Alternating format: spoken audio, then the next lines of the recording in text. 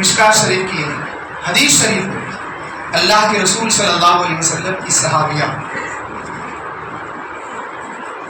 ان کے جو شوہر ہے ان کا اور ان کے سسرال والوں میں تھوڑی سی انبن ہوئی تھی کسی مسئلے پر، اور ان کو اچانک جانا تھا سفر کے لیے، اور اپنی بیوی سے کہا انہوں نے کہ اے میری بیوی، میری اجازت کے بغیر تم اپنے مائکے نہیں جاؤ گی۔ مائکہ کتنی دور تھا؟ گھر کے آمنے سامنے، بالکل جسٹ سامنے، وہاں نہیں جانا میری اجازت کے بغیر۔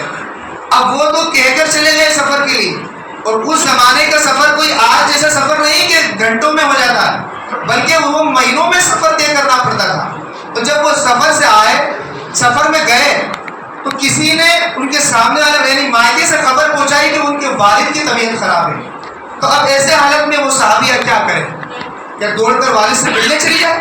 نہیں، انہوں نے نبی آخر الزمان کو پیغام پہنچایا، یا رسول اللہ، میرے شوہر کی اجازت نہیں ہے کہ ان کی بغیر اجازت میں ان کے گھر میرے مائکے جاؤں، لیکن مجھے خبر ملی ہے کہ میرے والد کی طبیعت خراب ہے، میں چاہتی ہوں کہ میں اب کیا کروں، ان سے ملنے جاؤں یا میرے شوہر کے حکم کی تکمیل کرتی رہوں؟ کیونکہ اس زمانے میں نہ کوئی ٹیلی فون، نہ کوئی ایسا مسئلہ تھا موبائل وغیرہ کا کہ فون لگا کر پوچھ لیں۔ نبی آخر الزمان فرماتے ہیں کہ اس عورت کو یہ پیغام پہنچا دو کہ وہ اپنے شوہر کے حکم کی تکمیل کرے، اپنے حکم نے، اس کے شوہر نے جو حکم دیا اسی کو مانے۔ برادران ملت اسلامیہ، وقت گزرا، اس عورت نے صبر کیا، وقت گزرا، وقت گزرنے کے بعد خبر آئی کہ اب حالت زیادہ سیریس ہے، اب کیا کرنا؟ پھر پیغام پہنچایا، یا رسول اللہ، میرا دل نہیں مانتا ہے، میرے والد صاحب کہتے ہیں کہ بس اب نزاع کا وقت ہے، ان کا آخری وقت ہے، اب ایسی حالت میں کیا کروں؟ کیونکہ میرے شوہر کی اجازت نہیں کہ میں وہاں جاؤں، اور ان کو یہ معلوم نہیں تھا کہ میرے جانے کے بعد ایسا ایسا ہو جائے گا، ورنہ وہ یہاں ہوتے تو وہ بھی اجازت دیتے، اب ایسی حالت میں کیا کروں؟ نبی آخر الزمان فرماتے ہیں کہ اس خاتون سے کہہ دو کہ وہ صبر کرے اور اپنے شوہر کے حکم کی تکمیل کرتی ہوئی نظر آئے۔ اللہ اکبر۔ برادران ملت اسلامیہ، پھر حکم ہوا، وقت گزرا، پھر نیچے سے خبر آئی کہ ان کے والد کا انتقال ہو گیا۔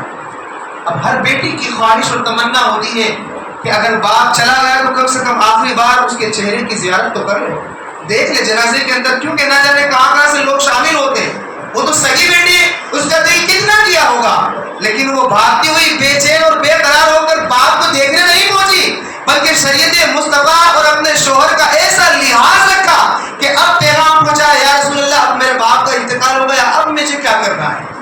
اللہ اکبر۔ نبی آخر الزمان صلی اللہ علیہ وسلم نے فرمایا، اس سے کہہ دو کہ صبر کر لے، شامل نہ ہو، صبر کر لے، اپنے شوہر کے حکم کی تکمیل کرے۔ اللہ اکبر۔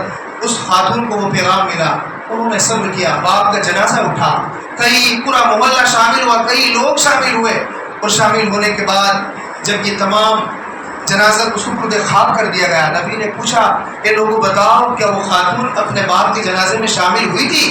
تو لوگوں نے کہا نہیں یا رسول اللہ صلی اللہ علیہ وسلم، اس نے آپ کے حکم کی تکمیل کی ہے، آپ نے حکم دے دیا شامل نہیں ہونا، وہ نہیں ہوئی۔ تو اللہ کے رسول صلی اللہ علیہ وسلم نے اپنے دونوں ہاتھ دعا کے لیے اٹھائے، آنکھوں سے آنسو جاری ہوئے، اور پھر اپنے ہاتھوں کو اپنے چہرے پر پھیرا اور کہا، اے لوگوں، جاؤ جاؤ، اس خاتون کو مبارکباد کہہ دو کہ تو نے اپنے شوہر کے حکم کی تکمیل کی اور تو نے صبر کیا، اس وجہ سے اللہ نے تیرے باپ کی بخشش و مغفرت فرما دی۔